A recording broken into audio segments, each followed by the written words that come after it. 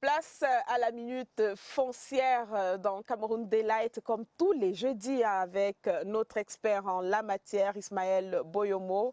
Bonjour et bienvenue. Bonjour Gaël, merci. Avec vous, on va décrypter ou alors essayer de répondre à une préoccupation d'un téléspectateur ce matin qui écrit, je vous rends compte, je vous lis tel que reçu son message.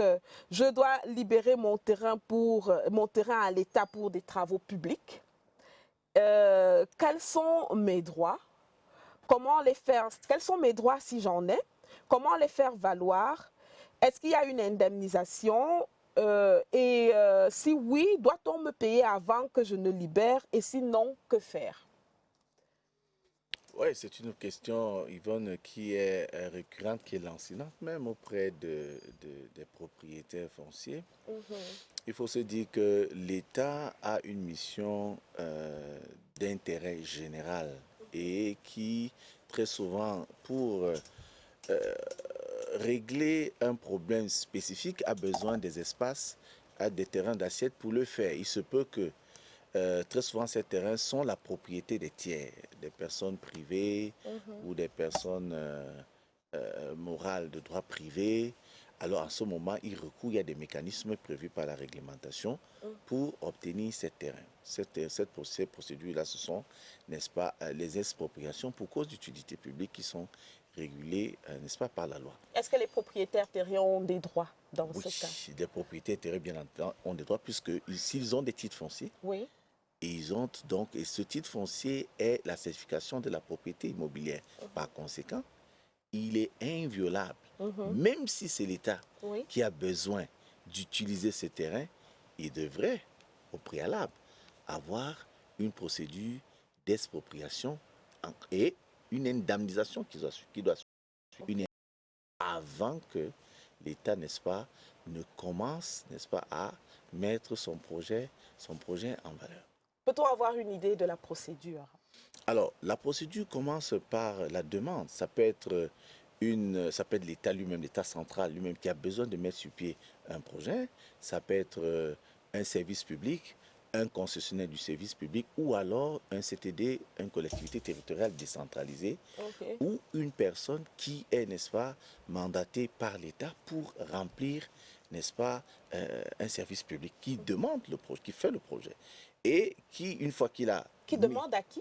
qui demande à l'État, c'est-à-dire au ministère des Domaines, qui D'accord. est le bras séculier de l'État en matière foncière.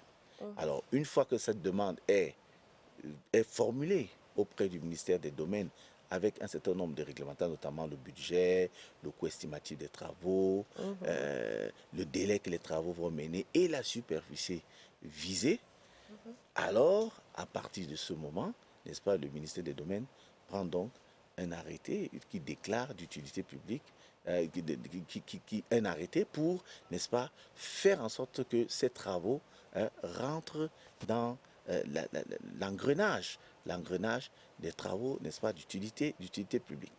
Et il pourrait aussi avoir éventuellement des terrains des particuliers, hein, où des individus ou des concessions de services publics vont acheter carrément par devant notaire. Oui, Ils ça peuvent aussi, acheter, c'est ils peuvent possible. aussi le faire par devant notaire. Et là, c'est une transaction qui n'a rien à voir avec les mesures que, n'est-ce pas, l'État a mis en place en ce qui concerne les projets d'intérêt général.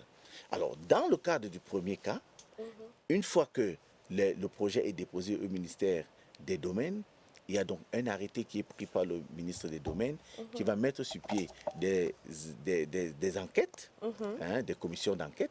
Ces commissions d'enquête vont aller sur le terrain pour évaluer effectivement ce qu'il y a sur le terrain, les personnes à indemniser, évaluer les personnes qui sont propriétaires, évaluer les mises en valeur qu'il y a sur ce terrain.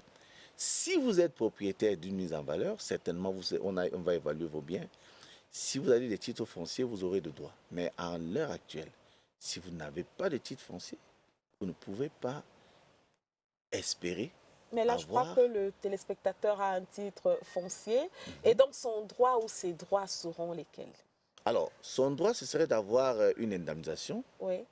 à juste valeur, puisque ici, l'État fixe, en fonction des localités, fixe un décret qui va, bien entendu, le décret du Premier ministre qui va énumérer véritablement les fonds, les montants qui sont, n'est-ce pas, alloués à toutes ces personnes, va énumérer ces personnes qui sont bénéficiaires, n'est-ce pas, de cette indemnisation. Il y a un décret du Premier ministre qui sera signé et il sera, n'est-ce pas, indemnisé. Alors, s'il ne l'est pas, il y a des voies de recours, il y a des voies de recours, il y a une commission préfectorale, il y a parfois une commission Parce qu'il nationale. demande comment est-ce qu'il doit faire valoir ses droits. Si ces droits sont frustrés, il y a... En cas de besoin. Voilà, il y a un cas de besoin, il y a des recours qui sont... Il y a une commission, n'est-ce pas, préfectorale, si c'est celle-là qui a été mise sur pied, qui est présidée par monsieur le préfet avec tous les sectoriels, y compris le ministère des Domaines et la chefferie, la notabilité coutumière. Auprès de cette commission, il peut faire prévaloir, n'est-ce pas, ses droits qui sont frustrés et revenir à la hausse. Mais il faut bien lui dire, il faut bien qu'il sache que ce n'est pas parce que il n'a pas été indemnisé à l'avance que le projet sera arrêté. Justement, parce qu'il pose la question de savoir s'il est indemnisé avant de libérer le terrain. Il peut bien être indemnisé avant de libérer le terrain s'il y a des disponibilités financières appropriées à ce moment-là. Mais si l'État n'a pas les moyens, à ce moment, le projet, il va attendre. Et j'ose croire, et je sais... Et le projet ne s'arrêtera pas. Il ne s'arrêtera pas, mais il sera certainement indemnisé parce qu'il a un titre foncier et il peut faire prévaloir ses droits. Donc les textes le prévoient, derrière même ce cas-là. C'est-à-dire qu'on ne pourra pas arrêter l'avancée d'un projet sous le prétexte que tout le monde n'a pas été indemnisé. Le projet continuera, mais l'État régularisera, n'est-ce pas, la situation en temps opportun. Alors, et donc, ce qu'il doit aussi retenir, c'est qu'il peut faire valoir ses droits si et seulement si ces droits ne sont pas respectés. Bien entendu, parce que le juge judiciaire peut être contacté au cas où on a même fixé, n'est-ce pas, le montant de l'indemnisation et qu'il trouve que ce n'est pas assez, que ça ne respecte pas. Il peut faire la discussion, il peut se plaindre. Il peut d'abord commencer par un recours, vous dire que vraiment ce n'est pas les droits vont donc au-delà de l'indemnisation. Il y a même le montant qu'on peut contester. On peut contester le montant si le montant n'est pas conforme. On a très bien vu qu'il y a dans beaucoup de cas, vous connaissez l'actualité, il y a eu beaucoup d'erreurs, il y a même des fonctionnaires qui ont été appréhendés, qui sont même encore en train de purger des peines dans nos différents lieux de rétention.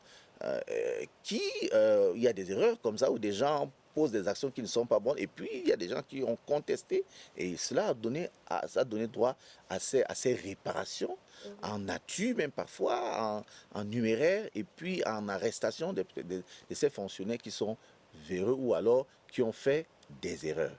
Donc on peut bien entendu faire prévaloir son droit si jamais, n'est-ce pas? En tout cas, la réglementation est là pour tout le monde. Il faut s'en approprier, il faut faire prévaloir ses droits et je crois que la justice fera le reste. Il faut faire prévaloir ses droits en cas de besoin. Vous pouvez même contester le montant qui vous est proposé, mais vous ne pouvez pas contester la date de paiement parce que ça dépend justement des dispositions financières de l'État. Ça prendra le temps que ça prendra, mais vous finirez par être payé. C'est bien cela, Ismaël? C'est bien cela.